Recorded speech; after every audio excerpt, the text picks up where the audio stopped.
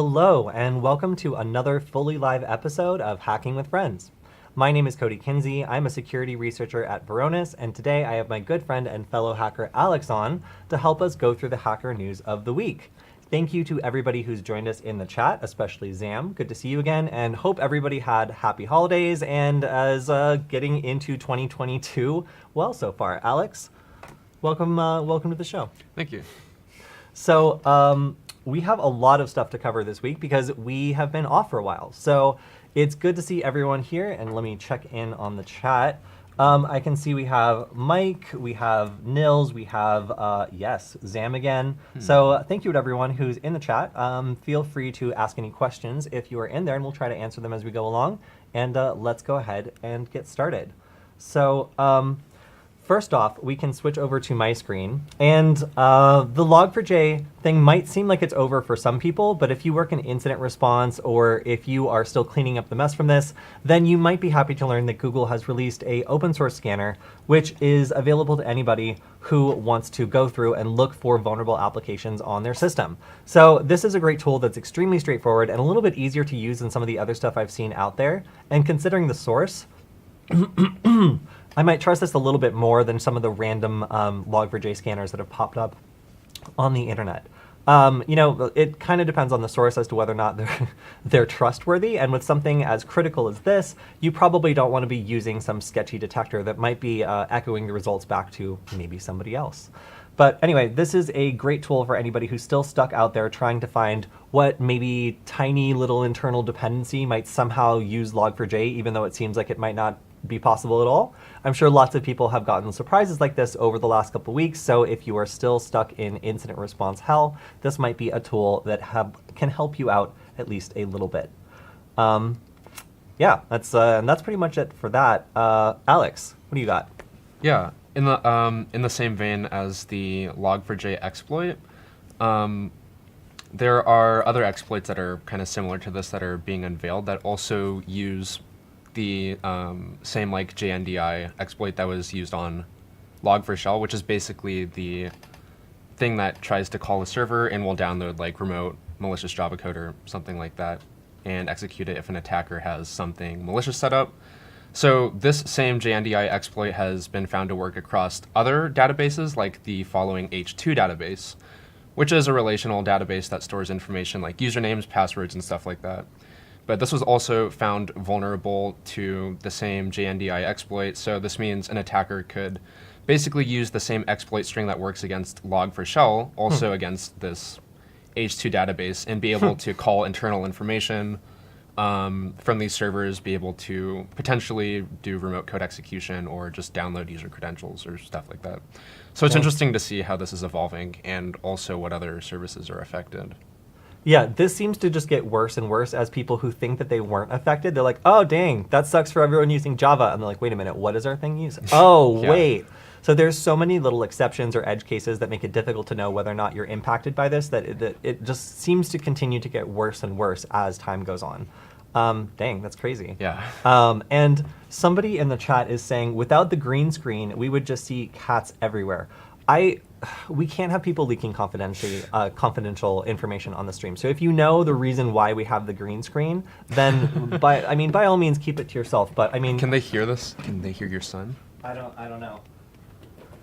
let's just say there's cats around here, but nobody can catch them, and they don't work for the show. So we have to hide them somehow because it's just, you know, it's chaos over here. So I don't know if you can hear the sounds of meowing and garbage being played with, but yes, there are in fact cats in the room, and hopefully they don't take out any of the production equipment because they're certainly not complying.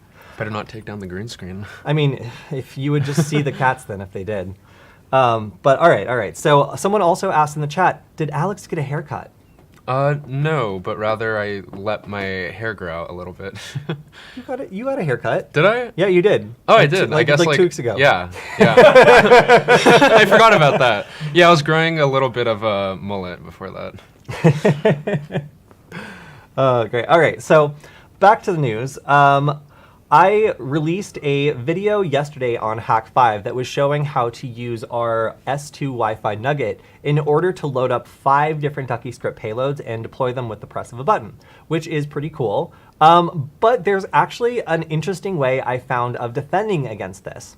So the language that I'm using to develop this is CircuitPython, and unless I set something up specifically to handle this, I found that when I tried to use this payload against my MacBook Pro, occasionally it would just fail, and I couldn't really figure out why, but a weird message just kept popping up on the screen. So if you want to check out this video, I think it's great. It's on Hack5, and it goes over what you need to do in order to take a CircuitPython device that supports human interface mode and actually turn it into an evil keyboard that accepts Duckyscript. But if you happen to be into 3D printing, then this might not work for you, at least not initially. So it turns out that Kira, and I was in particular running Black Belt Kira, was spamming out serial messages that said M105, and I had no idea what this meant. But eventually, I found out that M105 is the code that's sent to a 3D printer in order to request the nozzle temperature. So what was happening is, as soon as I plugged my CircuitPython device into a computer running Kira, Kira decided that, hey, maybe this thing's a 3D printer, and started spamming it with serial messages that basically overrode the code and started displaying that on the screen. That's ridiculous. So I wasn't able to inject my payloads because of this random other program that was just probing for serial devices and sending it a generic message, and that was enough to crash or at least halt my CircuitPython code. So an interesting little way of defending against human interface devices if they are built running CircuitPython. Just install Kira. Just install Kira, and it will just assume everything plugged into it is a 3D printer and just spam it with M105 messages. You wouldn't believe like how specific of a Google search I had to do in order to find out like what was going wrong with this. But yeah, just an interesting little like security like edge case where you have like this awesome device that's ready to inject payloads, and then suddenly it doesn't work if that person's into 3D printing. So Nice. you know, like there's always these little circumstances you don't plan for, and in this case it was funny to like develop a tool that can inject payloads and then find it being defeated by a random piece of printing software. That's All ridiculous. Right. What do you have up next, Alex? Okay, cool. Similarly, we're going to take a look at a hot plug attack that's being run by this group called Fin7. So it looks like they're just shipping out basically USB rubber duckies, but in a really cheap form factor called the Bad Beetle USB. We actually have a few of those. We know what a Beetle is. Wait, I'm sorry, who's selling this? No, it's a financially motivated group called Fin7. There's Okay. cyber criminals that Cybercrime. are just shipping out a bunch of these Bad Beetle USB devices, hoping that high-profile groups like the... Wait, not the FBI. Who are they shipping these to? Oh, they're shipping these to USPS, various parcel services, very high-profile agencies, just like hoping they'll plug in these random sketchy keystroke injection devices into their computers. But yeah, it seems like after this device is plugged in, it opens up PowerShell, downloads some random stager, and installs malware on the computer that it's plugged into. You can see they've also tried to disguise some of their other malware as some of their physical exploits as teddy bears or other various form factors to try to get them past guards and stuff like that. But I think this was kind of ridiculous to see such an amateur attack being run. Wow, yeah. So this is just kind of a modern version of, you know, dropping things on maybe in the parking lot of a company that you're going for. Being able to just ship something like this to them and just hope that they plug it in once. So if you switch over to my screen, you can see the thing that they're using here. So this is the one right here is a CJMCU Beetle. Yeah. And this is something that supports HID. So you can turn this into a keyboard. They're super, super cheap. And we've used them before in order to create a version of the Wi-Fi duck. So yeah, these are super useful, but they do not show up as like a USB key, like thumb drive device. Like as far as I know, I don't know of any software that makes them mount as a USB device as well. So it's a little bit interesting because you have to understand, like, when you receive this thing, you'll be like, oh, cool, a flash drive. You plug it in, you wait for it to mount. Instead, it just runs some crazy command on your computer while you're, like, staring right at it.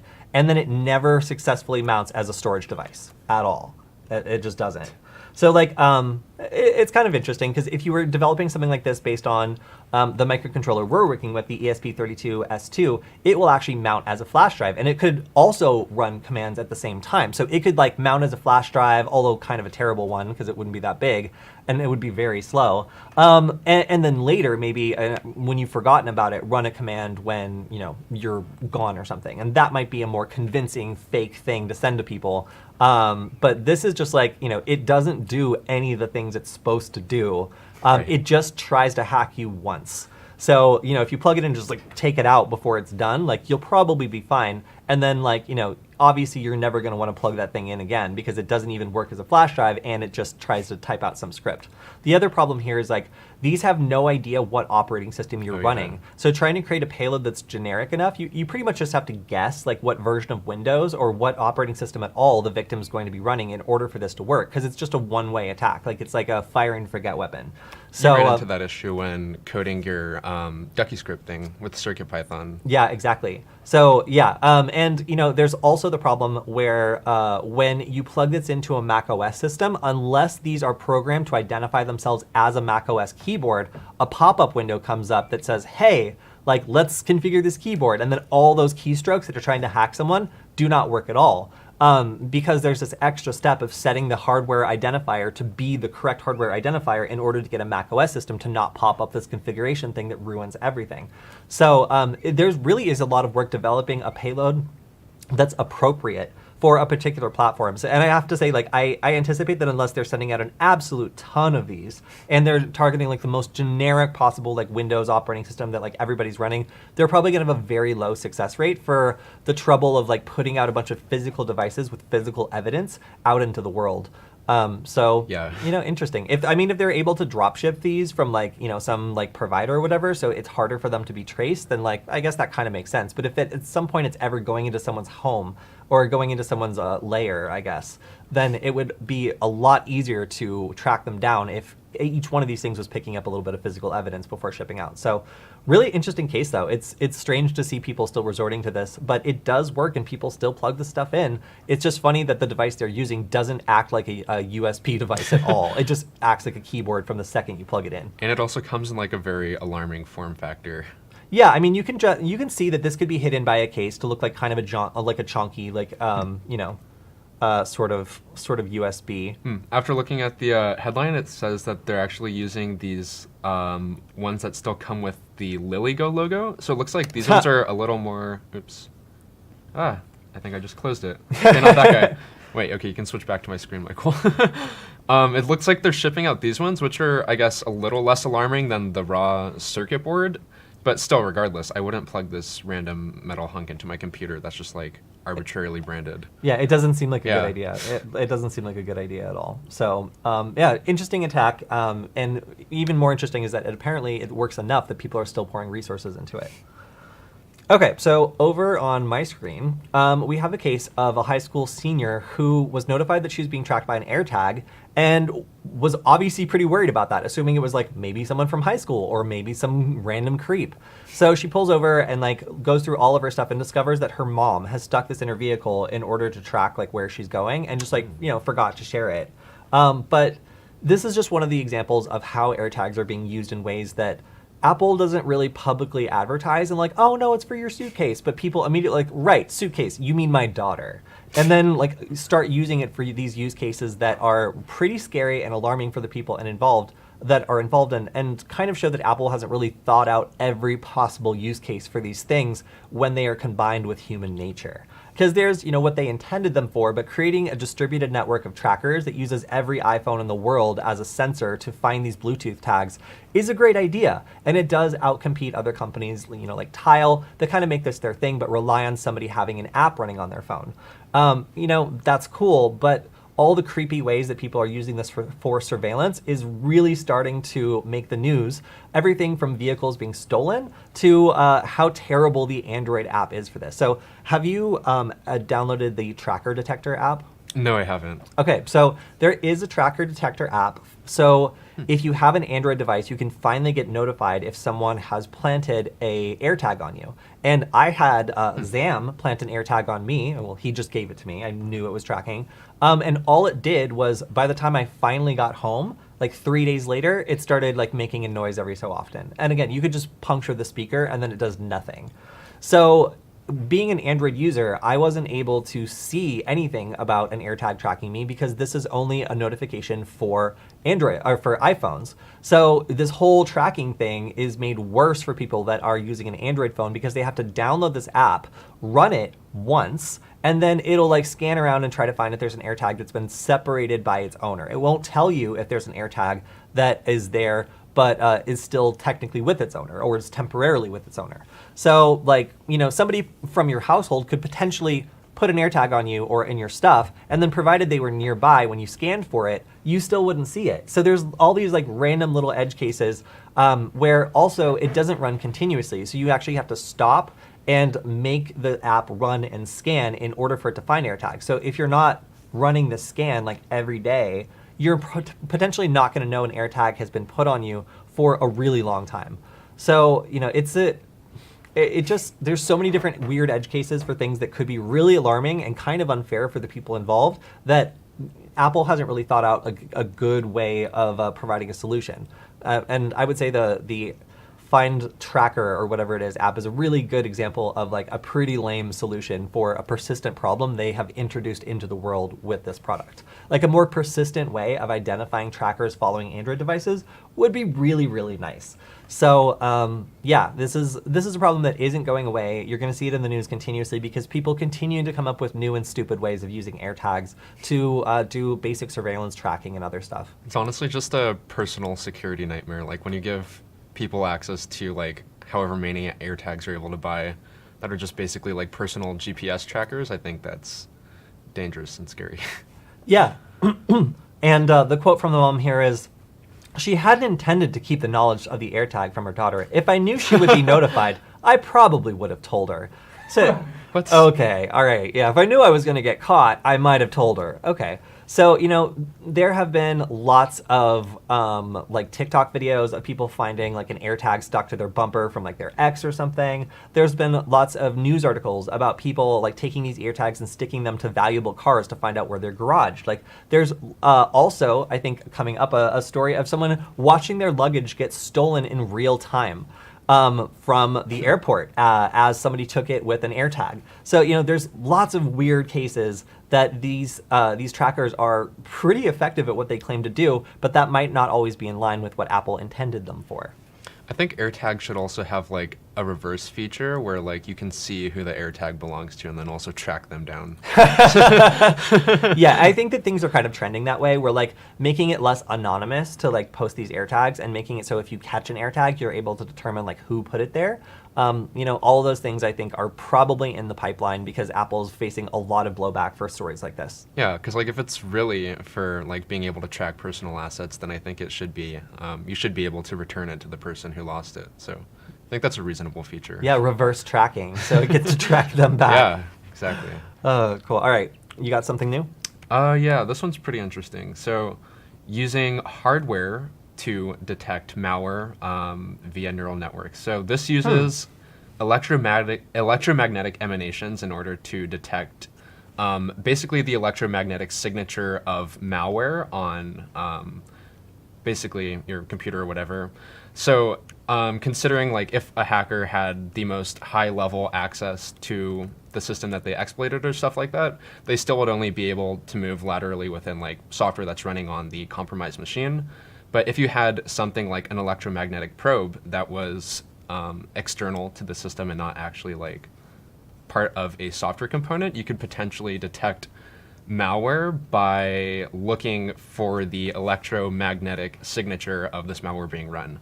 So basically what they did was they used neural networks to train this electromagnetic probe that's hooked up to a Raspberry Pi.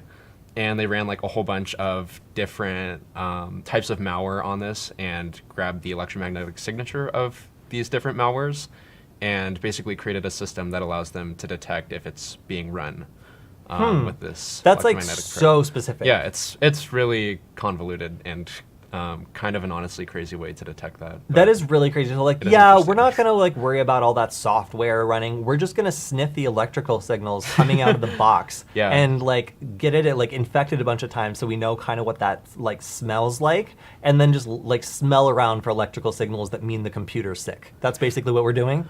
Yeah. All right. Yeah, that is a pretty crazy way. But I mean, like, honestly, if you have another way of looking at recognizable signatures that might be heavily obfuscated in code, then, I mean, it's a little late to find out that your computer's infected just by, like, detecting, like, bad signals coming out of the box. But hey, I mean, it could be another way to be able to detect when some of these early stages of exploitation are happening. Although, Yeah. like, it kind of seems like monitoring the software would be, like, the obvious thing to do. But, you know, dang, I mean, Yeah.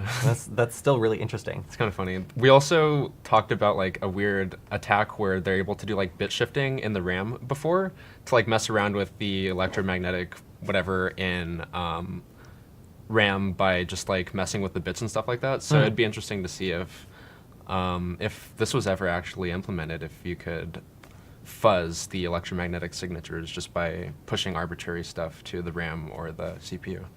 That would be interesting. So we have one question from the chat, which is, how would you plug in a random USB device to see what it is if you don't know?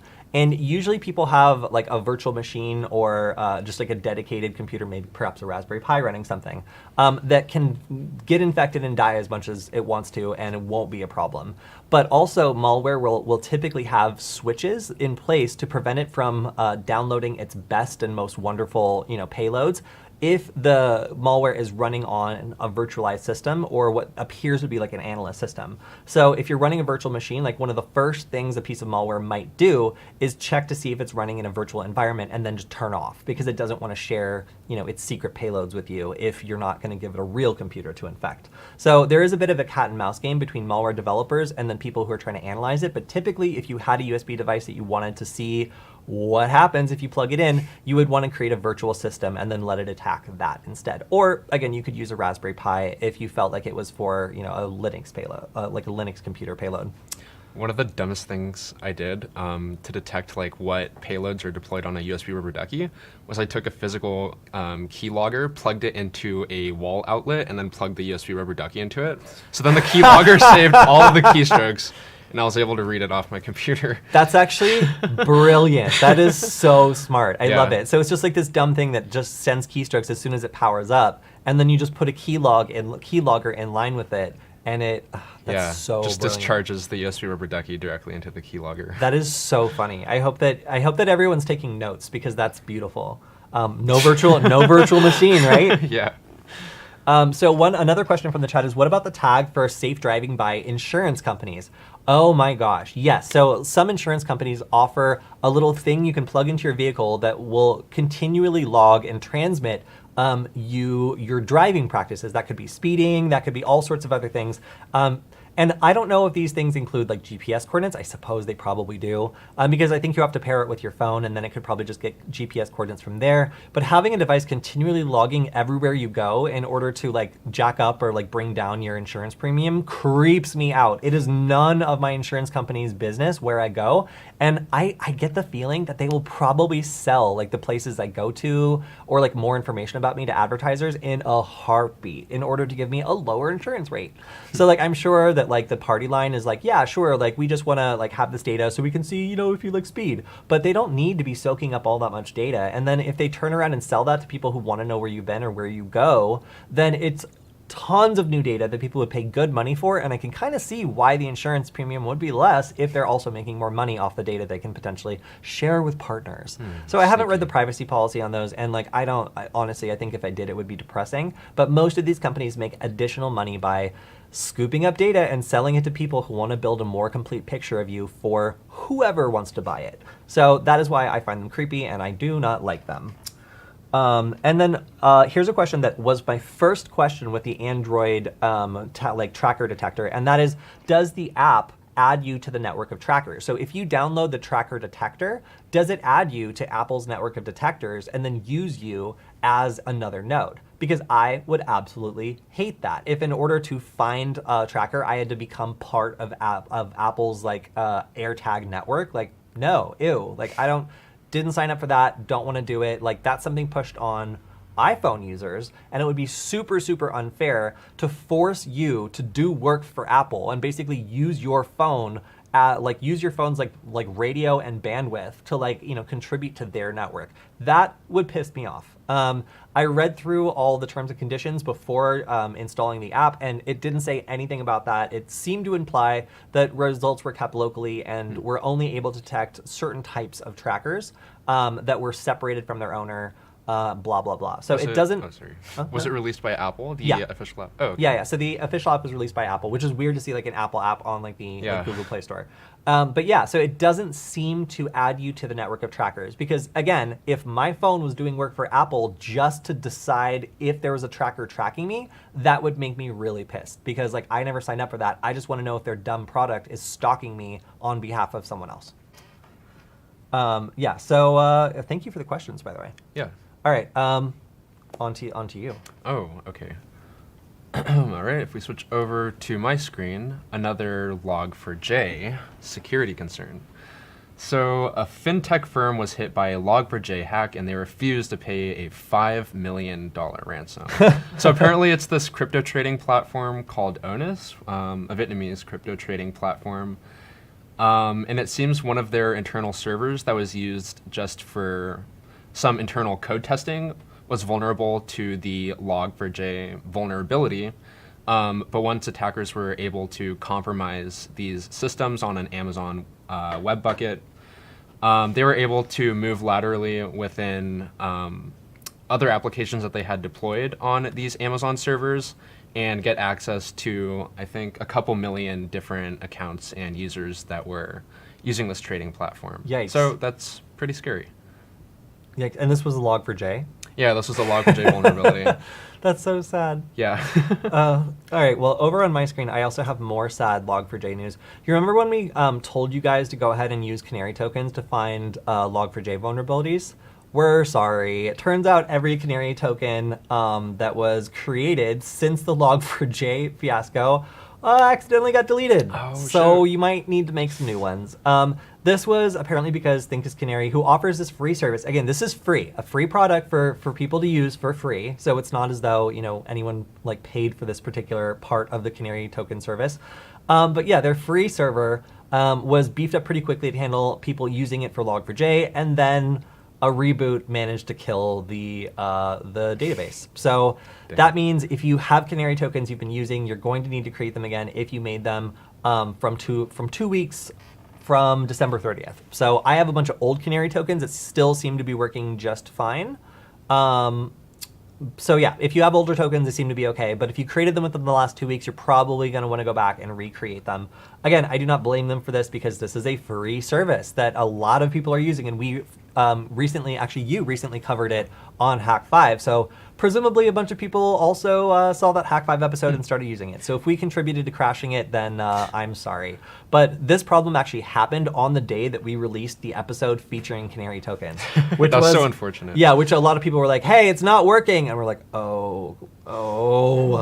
But yeah, nobody attacked Canary tokens. It just happened to be a matter of bad timing. So if you noticed that when Alex's video came out, then yes, it was not us. It was Canary tokens. Yeah, if you want to see how to set up a Canary token or yes. recover one, I guess set up one, then yeah, check out my video on Hack 5. Yeah, go do that. Okay, so this is one that I couldn't believe at first, but is actually true. So Norton is adding a cryptocurrency miner called Norton Crypto to computers presumably used by, let's say, older users on end systems without even asking them. So this is basically something where Norton's just like, hey, that's some nice electricity you got there that you're not using. Mind if we have a little bit of that? And if you sign up for this, then they will share some of the profit that they make from mining cryptocurrency on your computer, barely with your permission, with you. Isn't that nice? And it's like Ethereum or whatever, so like who cares about that? But yeah, so like if you're just some random person that has Norton on your computer, you could earn a couple of cents off of this deal. Wouldn't that be exciting to let Norton like make money off of your computer's electricity and then give you a couple pennies for it? Like that's just so sweet of them that they didn't even ask. And the nice thing is that Norton actually takes a cut of this. So for them, having every computer still running their wonderful antivirus software, contributing a little bit of Ethereum actually probably makes a good amount of money. But for end users, you're probably getting a couple pennies, if that, for letting this unauthorized thing just run and mine cryptocurrency on your computer. So pretty bold move from like an old school like virus scanner to start like becoming a crypto miner and then like think that by cutting you in, like that's okay.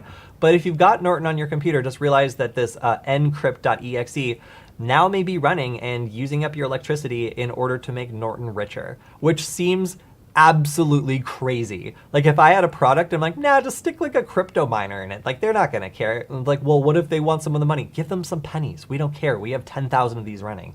You know, like Norton has definitely taken a bold step towards like, I guess like not caring whether or not customers consent to like mining cryptocurrency on their computers, and then offering a pretty raw deal to people who do opt into this and decide to get like paid out a little bit for it. So pretty wild, and people are pretty upset about this. But my question is, who uses Norton?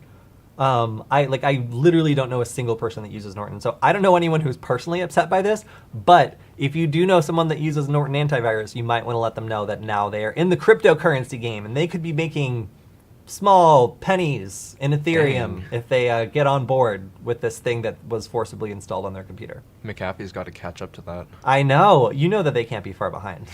Yeah. All right. What do you got next besides the crash tab?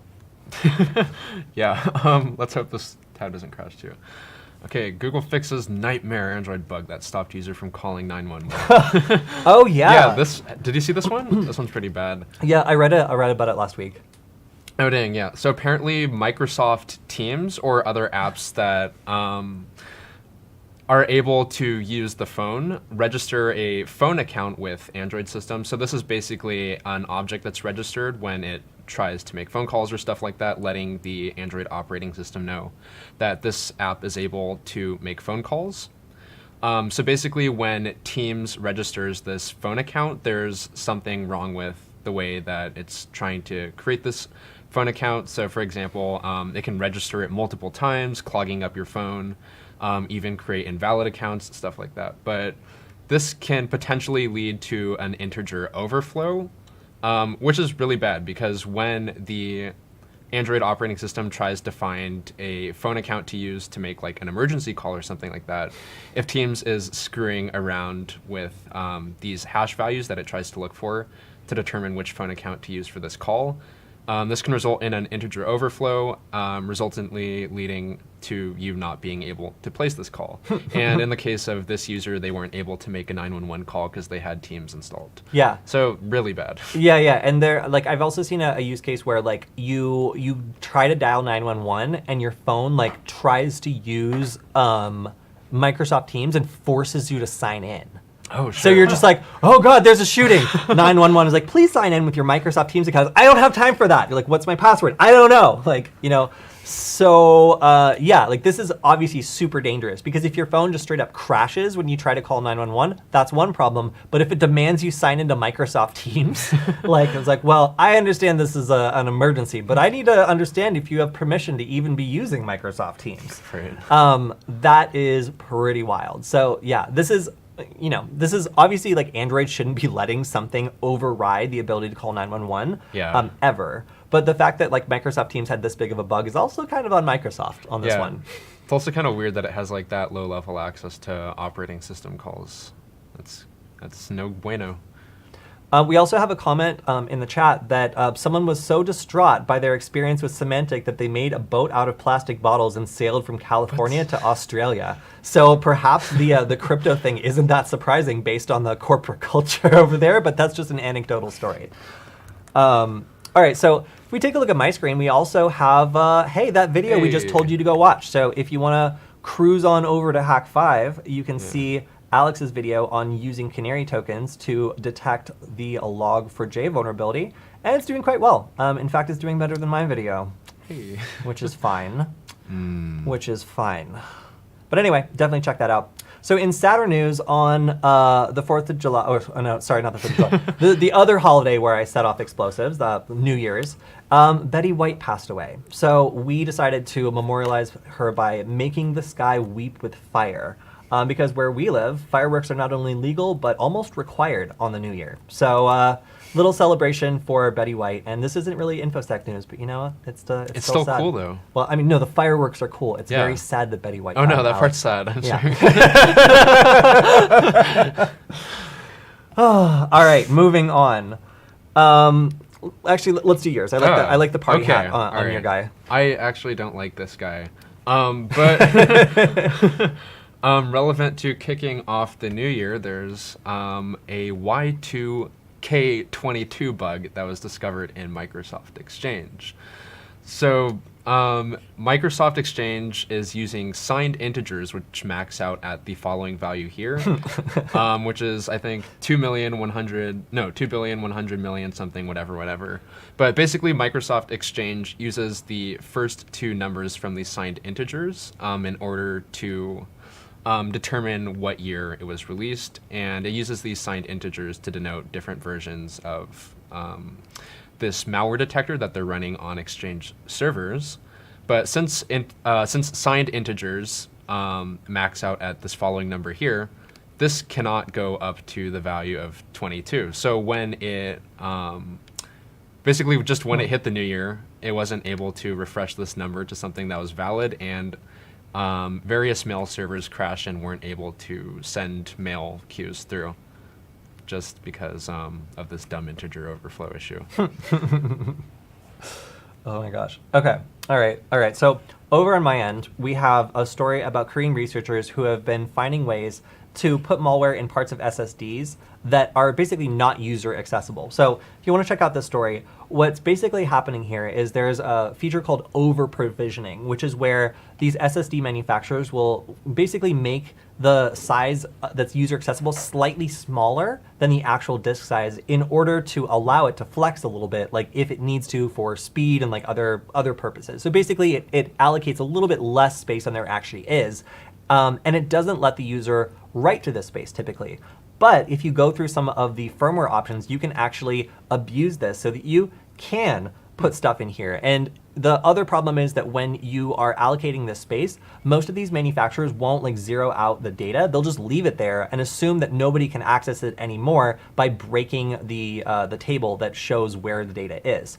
So what some of these researchers were able to find is that you can just put malware in this area and then it's totally inaccessible to the user, yet it still can be read.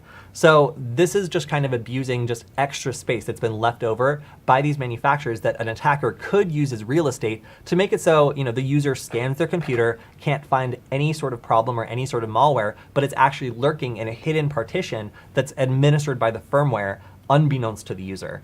So super interesting. Obviously requires some like hands-on like work in order to exploit this. But if someone was able to get physical access to your solid state drive, it means that there's a place built into it that could be holding malware that's beyond the reach of the typical antivirus, even beyond the reach of Norton crypto, if you can believe it.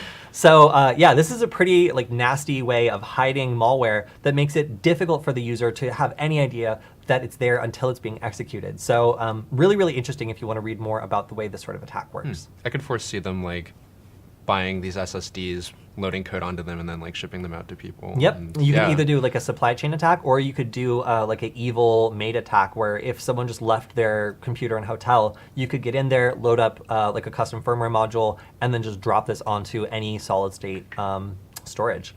So yeah, very stealthy, very interesting, and super, super cool research. All right, let's move on to the next. So did you guys know that Starlink generates heat?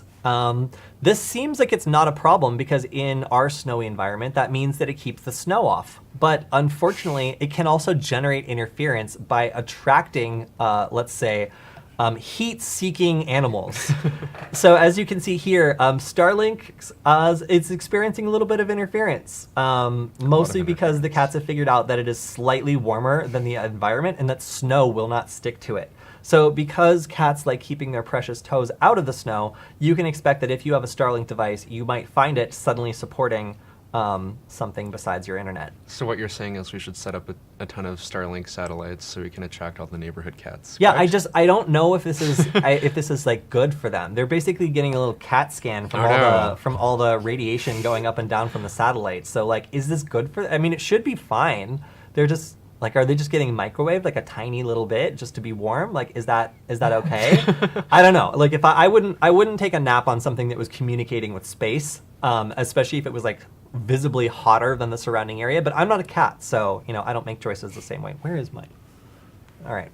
But anyway, yeah. So just a little side effect of the Starlink network might be attracting cats. So if you're looking to adopt a cat, you might just need to upgrade to Starlink. Nice. Okay. This is an interesting story I saw earlier, which was somebody watching their luggage get stolen while they were on the plane. Oh no. This was just a thread that was really interesting because as the person was sitting here on the plane with like the rest of their luggage, they could see their bag getting on the highway and then leaving the city and then eventually going to Ashburn, Virginia. Oh wait, no, sorry. This is another replier. But yeah, so basically what went on here was like this person got their luggage stolen. They were able to see it like completely leaving and then ending up like in another state. So I haven't checked in and seen if they were actually able to recover this, but like obviously being able to see that your stuff is being stolen in real time gives you like a whole new source of stress. While you're in a position that you literally can't do anything about it, like being on an airplane. So this was an interesting story of AirTags doing exactly what they were intended to do, but like still not being that useful because this person like couldn't do anything about the fact that their bag was being just taken to some random apartment.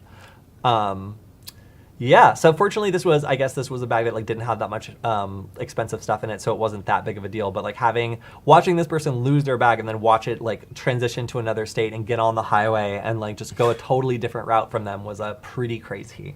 I would be so forlorn just like watching my bag depart while in you're real still time stuck while on the being able plane. to do nothing. Yeah. Yeah. Okay, so this is just an observation. This isn't news. You can turn any directional antenna into an omnidirectional antenna by spinning it extremely quickly. I've tested this and it works. So if you've been struggling to find an omnidirectional antenna and all you've got is directional antennas, just try rotating it fast. That's just good advice. Yeah, I guess that works. All right, on to you, Alex. Sure, okay. This one's interesting. So iOS malware can fake iPhone shutdowns. So basically, there's a thing that allows iPhones to still be able to run certain applications even when they're turned off. Like, for example, being able to, I think, report the location or something like that. Oh, make the phone still findable even when it's turned off. So hackers found a way to hook onto one of the processes that's still running after you attempt to shut down your iPhone, prevent it from actually shutting down, and running code that allows it to do other malicious stuff instead. So that's obviously pretty bad and also a pretty sneaky attack. Yeah. So this is actually a feature of this was a feature of a Android's piece of anti-theft software called Cerberus. I don't know if anybody remembers Cerberus. I think they're actually still around. But back in the day, this would allow you to install an Android application that could do all of this stuff. And my favorite thing about it was if a phone was ever stolen, you could like power it down or make it look like it was fully powered down. It wouldn't react, it wouldn't turn on the screen, but it would be recording. You could turn on the camera, you could turn on the audio, and you could turn it into a full-fledged bug that was totally unresponsive. And it just looked like it was a dead phone that didn't have any battery or whatever. And it would go into this low power mode that would allow you to still remotely control the phone and use it as a method of finding out who took it. And I actually deployed this one time when my friend had his phone stolen by some people that mugged him for it. We turned on the recorder and were able to hear the resulting police chase and crash. And then I was able to turn on an alarm on the phone so the police could find it after crashing the car. The thieves threw it down a hill and took off running. Wow. So yeah, this is a very useful feature if you want to do surveillance. Being able to make a phone look like it has been powered down and won't turn back on, but still like doing bad stuff in the background is definitely something that's been around for a while. And yeah, in this case, they're using it to access the camera, microphone, and other stuff, which is pretty spooky. But yeah. Someone in the chat also said it was a bag that got separately delivered by the airport company. That was deep in the replies. Yeah, so that's the thing. Sometimes with AirTags, like you're given too much information. So if this person really was having their bag like just for some reason driven like halfway across the state and then delivered like in a different way, like maybe they would never know that information. And they would have been perfectly like blissfully ignorant about all the like dirty ways that airports like somehow manage to like move your bags around if it wasn't for this AirTag tracker. So, you know, maybe if they didn't have their bag stolen, they just ended up being incredibly stressed out for no reason because they had extra information that wasn't actually useful.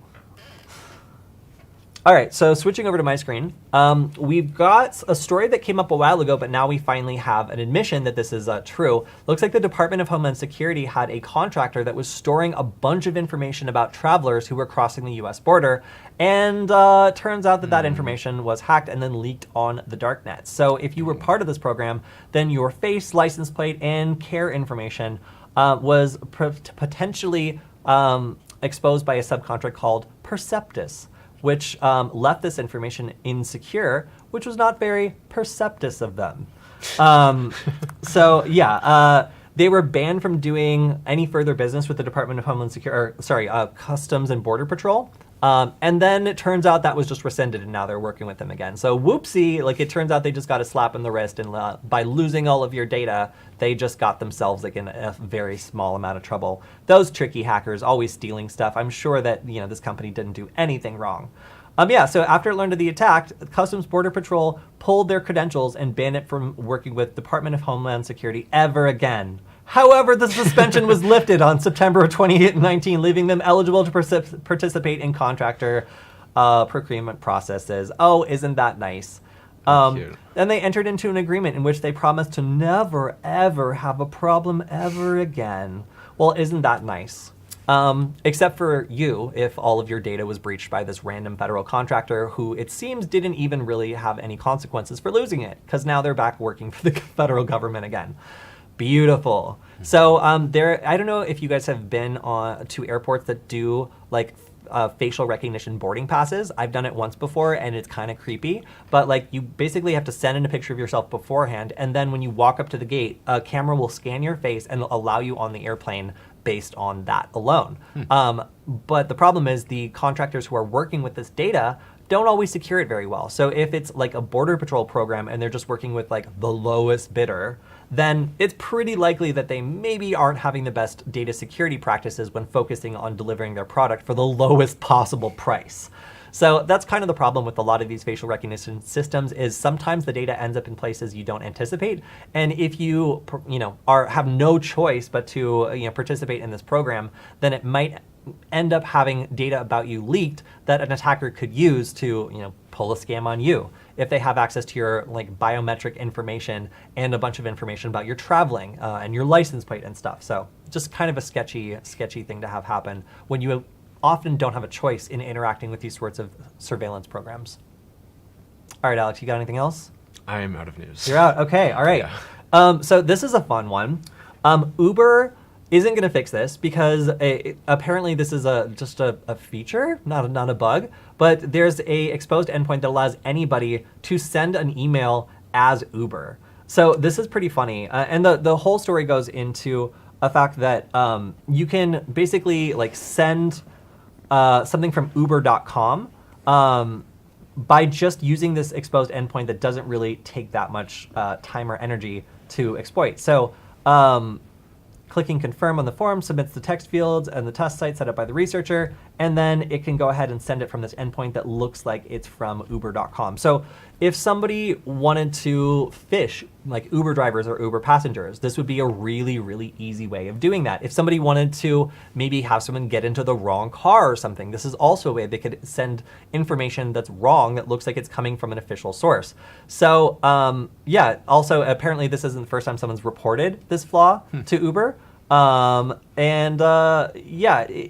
if you get any weird emails from Uber, just be aware. It's probably this vulnerability that is allowing people to abuse this sort of thing. So again, this isn't like phishing emails from Uber. Like, this is just an exposed endpoint that allows people to send emails that look like they're coming from an official source. And that, of course, can be very, very confusing if this is used in a phishing attack.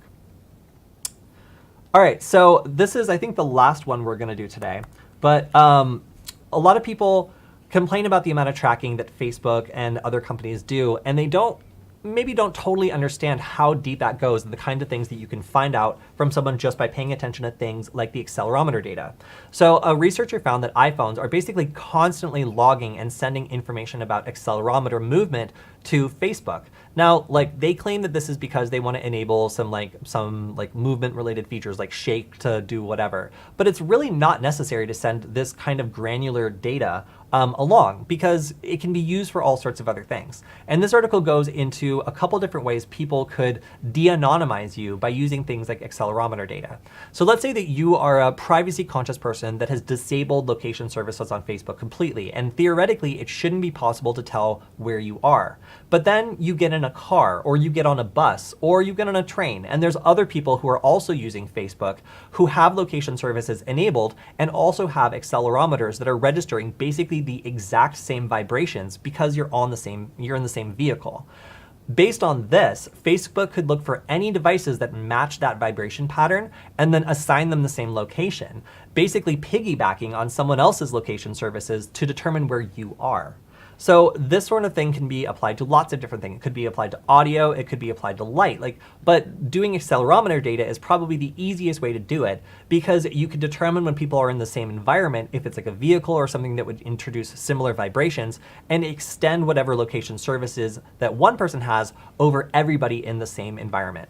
So there are a lot of really sneaky ways of getting around privacy and getting around tracking, and this is one that most people don't really consider because it's very subtle. But by using machine learning and also being able to develop a fingerprint for a particular pattern of vibrations, it's relatively easy to do other matching provided you have the data, which it appears Facebook definitely does. So just an interesting reminder for people who are using Facebook that it is relentlessly trying to gather data about you. And the more you restrict from it, the more it's trying to use other data sources to correlate with other users who might be sharing more data to get around the choices you've made. And I find that to be pretty creepy for anybody who wants to use Facebook without giving up that data, just knowing how ravenous the app really is, pulling in any data sources it can to try to find out where you are in order to create these hyper-local, hyper-accurate profiles about you to sell to advertisers so they can trick you into doing stuff.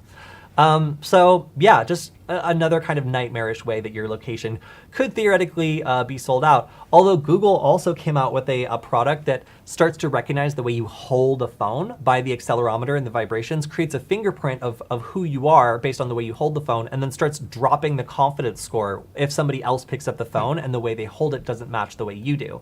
So theoretically, with enough data, it might even be possible to do something like identify a person by the unique way they hold an object, walk, stand, sit. That might be something that's possible to uniquely identify someone as soon as they pick up a phone. But that's not, as far as I'm aware, a Facebook product. It is a Google product instead. But it's just kind of in the same vein of using accelerometer data to determine whether the same person is holding the phone, or even if an individual that's known is holding the phone. Pretty creepy.